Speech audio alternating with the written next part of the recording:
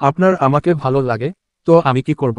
Please একটু সাইটে আসবেন, তাহলে বুঝিয়ে বলতে পারবো। রিমঝিম আর স্মৃতির দিকে তাকিয়ে, এই মেয়ে বলে কি নির্লজ্জ, লাজ লজ্জা বলতে কিছুই নেই। রিম ফুঁসতে ফুঁসতে মনে মনে আওড়ায়। স্মৃতি দুই দিকেই দেখছে আর ফ্রিতে সিনেমার সিন দেখতে পাচ্ছে। ওর বেশ মজাই লাগছে। হোয়াইট, আমি কোনো সাইটে যেতে পারবো না, সৃজন। ওকে, সমস্যা নেই, আপনারা একটু সাইটে যাবেন, আমি উনার সাথে একটু পার্সোনালি কথা বলতাম। রিমঝিম স্মৃতিকে উদ্দেশ্য করে। এবার রতর আগে রিমঝিমের শরীর কাঁপছে। পারলে একটা কুশিয়ে থাপ্পড় মারতে পারলে শান্তি লাগতো। কেউ সাইটে যাবে না, আপনি বললে বলুন, নয়তো আমরা চলে যাচ্ছি। সৃজন, ওকে ওকে, আমি বলছি, অ্যাকচুয়ালি আমি আপনাকে প্রথম দেখায় ভালোবাসে ফেলেছি। Really I love you. So আমি আপনার উত্তর শুনতে চাইছি। শেষের কথাটা থেমে থেমে বলে, সরি, আমি বিবাহিত। আপনি এখন আসতে পারেন। সৃজন, আপনি মিথ্যা বলেছেন, তাই না? আপনার ওয়াইফকে তো দেখতে পারছি না। জলজ্যান্ত মেয়েটাকে দেখতে পেয়েও বলছেন আমার ওয়াইফ কোথায়? রিমঝিমের দিকে ইশারা করে, আপনি অনেক ভালো ফান করতে পারেন। আমি স্পষ্টই মেয়েটাকে কয়েকবার আপনাকে ভাইও আকার ডাকতে শুনেছি। উনি কি করে আপনার ওয়াইফ হবে? হালকা হেসে হেসে বলে, একদম ঠিক বলেছেন, উনি একদম পিওর সিঙ্গেল আছেন। বলি রিমঝিম রেগে মেগে অন্যদিকে চলে যায়। পেছনে পেছনে স্মৃতিও চলে যায়। দেখলেন উনি নিজেই বললেন, আপনার নাম্বারটা দিন প্লিজ। ন্যাকামির সুরে অনুরোধ করে। এতক্ষণ ঠিক থাকলেও এবার মেজাজ চড়াও হয়ে যায়। এই পাগল মেয়ে, কথা বুঝতে পারো না? বললাম তো আমি বিবাহিত, ধমক দিয়ে বলে। মেয়েটা এবার চুপসে যায়। ঘুম করেও আর মুখ খোলে না। সৃজন ধুপোধাপ পা ফেলে চলে যায়। ঘড়ির কাঁটা প্রায় 7টা ছুঁই ছুঁই। রিমঝিম স্মৃতির সঙ্গে ঘুরে ঘুরে পুরো বাড়ি দেখছে। ঘুরতে ঘুরতে আদির রুমে চলে সে। প্রিয়া একা একা বসে। প্রিয়া ওদের দেখেই হাসি মুখে ভেতরে আসতে বলে। রিমঝিমের মাথায় কালো রাতের প্রশ্ন ঘুরপাক খেতে শুরু করে। ভেতরে গিয়ে প্রিয়াকে প্রশ্ন করে, আপু তুমি কি এই বিয়েতে খুশি? রিমঝিম, খুশি কেন হব না, অবশ্যই খুশি। প্রিয়া, রিমঝিম অদ্ভুত চোখে তাকায়। আচ্ছা আপনি কি তাহলে সৃজন ভাইয়াকে ভালোবাসতেন না? প্রিয়ার এতক্ষণ হুঁশ না থাকলেও এবার খেয়াল হয় রিমঝিম কেন এটা নিয়ে প্রশ্ন করছে। কি হলো আপু? সৃজন তো আসলে তোমাকে। তোরা এখানে কি করছিস? হঠাৎ সৃজন রুমে প্রবেশ করতে করতে বলে। সৃজনকে দেখে প্রিয়া আর কিছু বলে না। তোরা যা, প্রিয়ার সাথে আমার কিছু কথা আছে। সৃজন, দুজনেই আকাঙ্ক্ষা ভরা হৃদয় নিয়ে বেরিয়ে আসে। রাত আরো গভীর হয়ে যায়। স্মৃতি কোথায় খুঁজতে খুঁজতে রিমঝিম সাদে চলে আসে। কেউ নেই দেখে যেতে নিয়েও দূরের টেবিলে কিছু দেখতে পেয়ে কারকে যায়। কাছে এসে ড্রিঙ্কসের মতো কিছু দেখে। আশেপাশে কেউ নেই, তাই আবার ড্রিঙ্কসও মনে হয় না। মনে শখ জাগে একটু খাওয়ার জন্য। গ্লাস তুলে একবার খেতেই চোখ মুখ কুঁচকে যায়। তবুও পুরো গ্লাস খায়। এবার আরো আকাঙ্ক্ষা বেড়ে যায়। পুরো বোতল নিয়ে টকটক করে খেয়ে ফেলে। মাথাটা ঝিমঝিম করে ঘুরছে, চোখে ঝাপসা দেখছে। সৃজন সহ একটা ছেলে সাথে আসে। বিয়ারের বোতলটা না দেখতে পেয়ে অবাক হয়ে যায়। একটু আগেই এটা এখানে রেখে আদিকে ধরে আনার জন্য গিয়েছিল। ভাই বোতলটা কোথায় গেল? সাথে ছেলেটা। আমি খেয়ে ফেলেছি। ভারী কণ্ঠস্বর শুনে পেছনে তাকাতেই সৃজন বোকা বনে যায়। রিমঝিমের চেহারায় মাতালের চিহ্ন স্পষ্ট। বোঝাই যাচ্ছে বোতল উধাও হওয়ার পেছনে কে আছে। সৃজন ইশারা করে ছেলেটাকে চলে যেতে বলে। রিমঝিম হেলে দুলে সৃজনের কাছে আসে। নিজের পায়ে ঠিক মতো ভর দিতে না পেরে সৃজনের বুকে পড়ে যায়। প্রিয়া আপুর বিয়ে হলো, এতে আপনার কোনো রিয়েকশন নেই? প্রিয়া আপু আবার নিজ ইচ্ছায় খুশিতে বিয়ে করলো। তাহলে আপনারা দুজন দুজনকে কিভাবে ভালোবাসলেন বলুন? আমার উত্তর চাই। মাতলামি করতে করতে বলে। কি মুশকিল, এ তো মাতলামি করছে। তোর ফোন কোথায়? সৃজন, স্মৃতির কাছে। সৃজনের বুকে মাথা রেখেই বলে। সৃজন স্মৃতিকে কল করে গেটে আসতে বলে। রিমঝিমকে কলে নিয়েই বাহিরে বেরিয়ে আসে। স্মৃতির পাশের সিটে বসিয়ে গাড়ি ড্রাইভ করতে শুরু করে। বিষয়টা বুঝতে স্মৃতির একটু সময় লাগে। কয়েক মিনিটে বাড়িতে পৌঁছে যায়। রিমঝিমকে কোলে নিয়ে রুমে ফিরে আসে। বিছানায় শোয়াতে গেলে রিং সৃজনকে ছেড়ে দেয় না। শক্ত করেছে, এক আর ধরে বুকের সাথে লেপ্টে আছে। একটু কষ্ট করে সময় নিয়ে নিজেকে ছাড়িয়ে নেয়।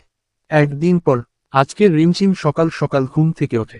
বাহিরে কিছুক্ষণ পায়চারি করে রুমে আসতেই সৃজন বলে, গাধার মতো কাজ করা একটু কমিয়ে দে। এর আগের বার আমার ইম্পর্টেন্ট ফাইলগুলো নিজের পুরনো বই খাতার সাথে পেপারওয়ালাকে দিয়েছিস। তোর কপাল ভালো, ওগুলোর আরেকটা কপি ছিল। এবার যেন কোনো গন্ডগোল না হয়। দুটো ফাইল টেবিলে রেখেছি, একটু পর নিয়ে যাব। পেপারের কথা মনে হতেই মনে মনে হাসে। সেদিন কি যে বোকামিটা করেছিল, সৃজন রুম থেকে বেরিয়ে যাওয়ার পর আবার নিচে যায়। নুডলস এনে রুমে বসে খেতে শুরু করে। খেতে খেতে বই খাতাগুলোর সামনে টেনে নেয়। ফোন হাতে নিয়ে ইউটিউবে প্রবেশ করে। সামনে একটা ফানি শর্ট ভিডিও দেখে সেখানে চাপ দেয়। নুডলস চাল হওয়ার কারণে ফোনে চোখ রেখে পানির গ্লাস হাতে নেয়। খেতে যাবে এমন সময় ফানি সিন ক্রিয়েট হয়। হাসতে গিয়ে সব পানি সামনের বই খাতাগুলোতে পড়ে যায়। নিচে তাকাতেই ভয় হাত থেকে গ্লাস পড়ে যায়। কারণ সৃজনের রাখা ফাইলগুলোতে সব পানি পড়েছে। সৃজন রুমের দিকেই আসছিল। কিছু পড়ার শব্দ পেয়ে অয়ে দ্রুত পায়ে চলে আসে। রিমঝিমকে টেবিলের কাছে ভয়ে ভয়ে দাঁড়িয়ে থাকতে দেখে এগিয়ে যায়। টেবিলে তাকাতেই রাগে চোখ লাল হয়ে যায়। শরীরের সমস্ত শক্তি দিয়ে রিমঝিমের গালের সজোরে একটা থাপ্পড় বসায়, সাথে চিৎকারও করে ওঠে। ঠোঁটের কোণ ফেটে গিয়ে রক্ত বের হয়। রিমঝিম টলমলে চোখে তাকায়, যেন চোখের পলক ফেললেই গলগল করে পানি ঝরতে শুরু করবে। ঠোঁটের কোণ ফেটে গিয়ে রক্ত বের হয়। রিমঝিম টলমলে চোখে তাকায়, যেন চোখের পলক ফেললেই গলগল করে পানি ঝরতে শুরু করবে।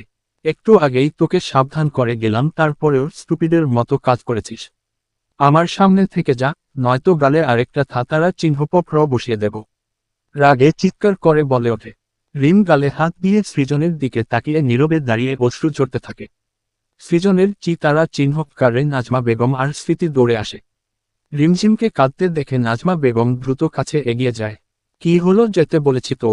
সৃজন আবার চিৎকার করে। সৃজনের হুঙ্কারে রিমঝিম আরো শীতে যায়। নাজমা বেগমকে জড়িয়ে ধরে অশ্রুপাত করতে শুরু করে। তুই রিমঝিমের গায়ে হাত তুলেছিস? নাজমা বেগম। মা বেগমের প্রশ্নের উত্তরে কোনো জবাবই দেয় না। উল্টো ঘুরে নিজের রাগ কন্ট্রোল করার চেষ্টা করে। তুই রিমঝিমের উপর কেন চিৎকার করছিস? কি করেছে মেয়েটা, যার জন্য তোর এই রকম বিহেভিয়ার? নাজমা বেগম শক্ত গলায় প্রশ্ন করে। আম্মু প্লিজ, তোমরা এখান থেকে যাও, সঙ্গে করে ওই আপদটাকেও নিয়ে বেরিয়ে যাও। সৃজন। নাজমা বেগম রেগে। আমি রাগে আবার কিছু করি তার আগে তোমরা চলে যাও, আরও রেগে গিয়ে হুঙ্কার করে। নাজমা বেগম সৃজনকে ভালো করেই চেনে, এখন অত্যন্ত রেগে আছে। তর্ক করলে সমস্যার সমাধান হবে না, বরং আরও অশান্তি বেড়ে যাবে। তাই রিমঝিমকে নিয়ে স্মৃতিসহ বেরিয়ে আসে। ফাইলের ভেতরের পাতাগুলো ভিজে জবজবে হয়ে গেছে। একটা ফাইল ঠিকঠাক আছে, আরেকটার ভেতরের পেজগুলো এমন খারাপ অবস্থা হয়েছে, কালো কালিও আবছা আবছা হয়ে গেছে, লেখা বোঝা যাচ্ছে না। হাতে নিয়ে পাতাগুলো ঠিক করার চেষ্টা করে, কিন্তু আরও বিচ্ছিরি আকার ছিঁড়ে যায়। রাগে ফাইলটা মেঝেতে ছুতারা চিহ্ন রে ফেলে। বিছানায় বসে মাথা চেপে ধরে রাগ কন্ট্রোল করার ব্যর্থ প্রয়াস চালায়। সিনিয়র ডক্টর অভিষেক মির্জা অনেক বিশ্বাস এবং ভরসা করে ফাইল দুটো দিয়েছিল। টা ফাইলেই দুটো সিরিয়াস রোগের ডিটেইল ছিল, যেগুলো ভালোভাবে পর্যবেক্ষণ করার জন্য একদিনের জন্য বাড়িতে এনেছিল। যদিও আনতে চায়নি, তবে কাজ শেষ করে ফাইল দুটো দেখা কষ্টকর ছিল, সময়ও প্রচুর লাগবে তো। আকার এর সঙ্গে করে নিয়ে এসেছে। তবে দুঃখজনক ব্যাপার হলো এগুলোর আর কোনো কপি নেই, একটাই ছিল, যেটার মধ্যে একটা নষ্ট হয়ে গেল। যদি আরও একটা কপি থাকতো তাহলে হয়তো সৃজন এতটা রেগে যেত না। ডক্টর অভিষেককে এখন কি জবাব দিবে?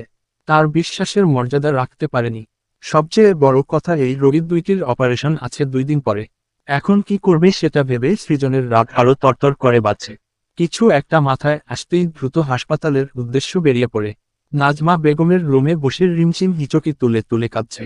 স্মৃতি পাশে বসে আছে আর নাজমা বেগম রিমের ঠোঁটের রক্ত মুছে দিচ্ছে। রিমঝিম এখন স্বাভাবিক থাকলেও বারবার নের রাগান্বিত রূপটা ভেসে উঠছে। ভয় আরও কয়েকগুণ বেড়ে গেছে, আবার খুব অভিমানও হয়। নিজের অসতর্কতার কারণে আজ কাঁদতে হচ্ছে এই ভেবে নিজের উপর রাগ হয়। নাজমা বেগমের সাথে জেদ করে কলেজে চলে আসে। স্মৃতিও সঙ্গে যায়, তবে ফেরার বেলায় স্মৃতি একাই ফেরে। রিমঝিম কলেজ থেকে সোজা নিজ বাড়ি অর্থাৎ শেখ বাড়িতে আসে। স্মৃতিও আসতে চেয়েছিল, কিন্তু রিমঝিম আসতে দেয় না, জোর করে ও বাড়িতে পাঠিয়ে দেয়। যদিও তো আকার লুকদার বাড়ি আর শেখ বাড়ির মধ্যে বেশি দূরত্ব নেই, পায়ে হেঁটে গেলে প্রায় 9 বিভাজন 10 মিনিটের রাস্তা। স্মৃতি একাই বাড়িতে আসলে নাজমা বেগম প্রশ্ন করে। প্রতি উত্তরে স্মৃতি জানায় রিমঝিম শেখ বাড়িতে চলে গেছে। নাজমা বেগম বুঝতে পারেন রিমঝিমের অভিমান হয়েছে, আর হওয়াটাও স্বাভাবিক। একটা দীর্ঘশ্বাস ফেলে উপরে চলে যান। রিমঝিমকে দেখে এলিজা শেখ খুশি হয়, তবে শুকনো মুখ দেখে হাসি উড়ে যায়। উকি দিয়ে দাও, রজার কাছে আরও কেউ আছে কিনা দেখার চেষ্টা করে, কিন্তু কেউ নেই। রিমঝিমের কাছে গিয়ে জিজ্ঞেস করে, কেমন আছিস মা? কিন্তু রিমঝিম কোনো উত্তর না দিয়ে সোজা উপরে নিজের গন্তব্যে চলে যায়। এমন ব্যবহারে এলিজা শেখ একটু অবাক হন। তিনি ভালো করেই জানেন রিমঝিমের রাগ কিংবা অভিমান হলে এমন আচরণ করে। তিনি চিন্তায় পড়ে যায় কি এমন হলো যার জন্য এমন ব্যবহার। ধরণীতে সন্ধ্যার আলো পেরিয়ে অন্ধকার নেমে আসছে। একটু পরেই পুরোপুরি অন্ধকারে ছেয়ে যাবে। সৃজন একটা রুমে বসে আছে, মনোযোগ পুরোপুরি সামনে থাকা কম্পিউটারে। সকালে এসেই ডক্টর অভিষেককে সমস্ত ঘটনা খুলে বলে। তিনি জানান কম্পিউটারেও এই ফাইল সেভ নেই। তবে তিনি ভেবে চিন্তে একটা আশা দেয়। যে কম্পিউটারে এটা তৈরি হয়েছে সেই কম্পিউটারে একটা অ্যাপস আছে যার সাহায্যে ডিলিটকৃত তথ্য আবার ফিরিয়ে আনতে পারবে। সমস্যাটা হলো এর আগেও এই একই কাজ ট্রাই করা হয়েছে, তবে প্রত্যেকবার ফলাফল শূন্য। তখনই আশা নিয়ে কাজ শুরু করতে চেয়েছিল, যে কোনোভাবে ফিরে আনবে। তবে চাইলেও দ্রুত শুরু করতে পারে না। হাসপাতালের অ্যাডমিটকৃত রোগী দেখতে অনেক সময় পেরিয়ে যায়। দুপুরের পর ফ্রি হতেই কাজে লেগে পড়ে। প্রথমেই এই বিষয়ে ধারণা নেয়। এরপর যা যা করতে হবে তাই করতে থাকে। কিন্তু প্রত্যেকবার কোনো না কোনো ভুল ত্রুটির কারণে সফল হয় না। এভাবে রাত 11টা বেজে যায়। ভাগ্যবশত ফলো হয়। প্রথমে একটা শান্তির শ্বাস ফেলে এরপর তথ্যগুলোর বেশ কয়েকটা কপি করে, আবার কাগজ আকারে কপি করে বের করে। মাথাটা যন্ত্রণা করছে। সকালে নাস্তা করলেও দুপুরে খাওয়া হয়নি। সকালের কথা মনে পড়তেই মাথা ব্যথা আরো তীব্র হয়। রিমঝিমকে থাপ্পড় মেরেছে মস্তিষ্কের স্মরণ হতেই চোখ দুটো রক্তের ন্যায় লাল হয়ে ওঠে। নিজের উপর নিজেরই এতটাই রাগ হয় যে সঙ্গে সঙ্গে সামনের দেওয়ালে জোরে ঘুষি মারে। সাথে সাথে ইহাত তেতলে গিয়ে রক্ত ঝরতে শুরু করে। বিকট শব্দ হওয়ায় একটা নার্স দৌড়ে আসে। সৃজনের হাত দেখে কিছু বলবে তার আগেই সৃজন হাতের ইশারায় বেরিয়ে যেতে বলে। রিমঝিম শুয়ে আছে কিন্তু চোখে ঘুম নেই। বারবার সকালের কথা মনে হচ্ছে। সাথে গিল্টি ফিলও হচ্ছে, নিজের এত এত বোকামি আর নিতে পারছে না। চোখ থেকে গরম তরল পদার্থ টুপ করে বেয়ে পড়ে। বিয়ের পর এই প্রথম সৃজনকে ছাড়া থাকছে, কেমন একা একা লাগছে। ফোনটা বের করে হাতে নেয়। সৃজন যেখানে দিনে নিম্নেও 2বার কল করে সেখানে আজ একবারও কল করেনি। মনটা ভারভার লাগছে, কিছু একটা নেই এটা বারবার মনে আগত হচ্ছে। বড্ড হাঁসফাঁস লাগছে। প্রায় রাত 12টার দিকে হ্রস্বরী কার্জন বাড়ি ফিরে আসে। কলিং বেল চাপতেই নাজমা বেগম দরজা খুলে দেয়। সৃজনের হাতের আঘাত দেখে আটকে উঠে জিজ্ঞেস করে কি হয়েছে। সৃজন কোনো উত্তর না দিয়ে সামনের দিকে পা বাড়ায়। রিমঝিম নেই, বাড়িতে চলে গেছে। পেছনে থেকে নাজমা বেগমের কথা শুনে থেমে যায়। মেয়েটা অভিমান করে আছে, কাল ও বাড়ি গিয়ে রিমকে নিয়ে আসবি। এলিজা আপু ফোন করেছিল, উনি কিন্তু টেনশন করছেন। কিছু না বলে পুনরায় পা বাড়ি আর নিজের রুমে চলে আসে। ড্রেস চেঞ্জ করে লাইট অফ করে দরজা লাগিয়ে শুয়ে পড়ে। কিন্তু ঘুমাতে পারে না, বুকটা খালি খালি লাগছে। রিমঝিমকে জড়িয়ে ধরতে পারলে অনায়াসে ঘুম চলে আসত। বিছানায় শুয়ে থাকতেও দম বন্ধ লাগছে, তাই বিছানা থেকে উঠে বেকনিতে যায়। সিগারেট ধরিয়ে টানতে শুরু করে। এই মহাশূন্য আকাশের দিকে চোখ পড়তেই নিজেকেও বড় শূন্য মনে হয়। এই রাগের কারণে ভবিষ্যতে না জানি কত কি হারাতে হয়। এই ভাবনা মাথায় আসতেই বুকটা মোচড় দিয়ে ওঠে। একবার রিমঝিমকে না দেখা পর্যন্ত মনটা একটুও শান্তি পাবে না। রিমঝিম ছটফট করতে করতে অবশেষে বিছানা থেকে উঠে পড়ে। বেকনিতে গিয়ে লাইট অন করে চেয়ারে বসে দূর আকাশ পানে তাকায়। ফোনের লক খুলেতেই স্ক্রিনে সৃজন আর ওর ছবি জলজল করে ভেসে ওঠে। নীল শাড়ি, নীল পাঞ্জাবি, মুখে হালকা হাসি, বেশ সুন্দর লাগছে। সৃজন সামনে তাকিয়ে আছে আর রিমঝিম সৃজনের দিকে মুগ্ধ দৃষ্টি তাকিয়ে আছে। ছবিটার গভীরতা অনুভব করতেই ঠোঁটে কোণে হাসি ফুটে ওঠে। আজকে নিজেকে এক ব্যর্থ প্রেমিক মনে হচ্ছে। মনের মানুষটিকে মনের কথা বলার আগেই বিচ্ছিন্ন হতে হলো। এতদিনে একটুকু তো বুঝে গেছে সৃজন নামক মানুষটাকে বড্ড ভালোবেসে ফেলেছে। যাই হয়ে যাক, তাকে ছাড়া থাকা অসম্ভব। সৃজন একটা মোটা গাছের নিচে দাঁড়িয়ে এক দৃষ্টিতে রিমঝিমের দিকেই তাকিয়ে আছে। রিমঝিমকে এক পলক দেখার আকাঙ্ক্ষায় অবশেষে চলে আসে। শীতের রাতে নিজের শ্বশুর বাড়িতে চোরের মতো ঢুকে নিজেরই বউকে লুকিয়ে দেখতে হচ্ছে। আহা কপাল! সৃজন তালুকদার নিজের রাগ কন্ট্রোল করতে শেখ, না হলে ভবিষ্যতে পস্তাতে হবে। মনে মনে এই শীতের মাঝেও নুকটা কারটা গায়ে কিছুই জড়ায়নি। ইচ্ছে করছে কাছে গিয়ে নিজ হাতে যত্ন সহকারে চাদর মুড়িয়ে দিতে। যতক্ষণ রিমঝিম বেকনিতে ছিল ততটা সময় সৃজনও দাঁড়িয়ে দাঁড়িয়ে প্রেয়সীর দিকে তাকিয়েছিল। রিমঝিম তরে যেতেই সৃজন বিরক্তি নিয়ে দেওয়াল টপকে বাহিরে আসে। পরের দিন আজকে কলেজের স্মৃতি আলিয়া কেউ আসেনি। একা একা বোরিং ক্লাসগুলো শেষ করে ক্লাস থেকে বেরিয়ে আসে। আনমনে মাঠে হাঁটছে আর সৃজনের কথা ভাবছে। আজ ভেবেই নিয়েছে তালুকদার বাড়ি যাবে। মানুষটা যেমনই হোক, কিন্তু তাকে ছাড়া থাকা আর শ্বাস না নেওয়া সমান। গেটের কাছে আসতেই দূরে দাঁড়িয়ে থাকা ইরিশকে দেখেই বুকটা ধপ করে ওঠে। এই অকর্মার ডেকিমিস আকারও আপদটা কোথা থেকে আসলো? এই গুন্ডা না হয়ে স্বাভাবিক মানুষ হলে পাছায় লাথি দিয়ে নিচে ফেলে দিতাম। মনে মনে এরিসকে নিজের দিকে তাকাতে দেখেই দ্রুত রিকশায় উঠে পড়ে। এরিস দু একবার ডাক দেয় কিন্তু রিমঝিম শুনেও না শোনার ভান করে থাকে। রিকশার সামনে হঠাৎ করে একটা গাড়ি থেমে যায়। গাড়ির ভেতর থেকে এরিস বের হতেই রিমঝিমও রিকশা থেকে নামে। আপনি কেন আমার পেছনে পড়ে আছেন? আমি বিবাহিত এটা জানার পরেও কেন বিরক্ত করছেন? কিছুটা ভয় আর রাগ মিশ্রিত কণ্ঠে। আমি তোমাকে খুব ভালোবাসি, আর তুমিও তো আমাকে ভালোবাসতে। আপনি ভালো সাদা সিধা মানুষের মুখোশ পড়েছিলেন। আমি আপনাকে চিনতে বুঝতে ভুল করে ফেলেছিলাম। আর কি বললেন ভালোবাসেন? তাচ্ছিল্য করে, সে তো আপনি হাজার মেয়ের সাথে মন দেয়া নেয়া করেছেন। আপনার বিষয়ে এখন আমি সব জানি, আপনি কতটা চরিত্রহীন সেটাও জানি। অসংখ্য মেয়ের সাথে বিছানায় কাটাচ্ছ, এ কারণটাও জানি। ছি, আমার নিজের শরীর কিং কিং করছে এমন লোকের সাথে কথা বলছি। তুমি যা জানো সব ভুল। প্লিজ বিশ্বাস করো, আত্মবিশ্বাসের সাথে। একটু দয়া করে আপনি আমাকে ছেড়ে দিন, দোহাই আপনার। অতীতে আপনাকে ভালো মানুষ ভেবেছিলাম, এটাই সবচেয়ে বড় ভুল হয়েছে। আপনার মধ্যে মিনিমাম আত্মমর্যাদা থেকে থাকলে আপনি আর আমার পেছনে পড়ে থাকবেন না। রিকশায় ওঠে পাশ কাটিয়ে চলে যায়। তুই আমার বিষয়ে একটু বেশি জেনে ফেলেছিস।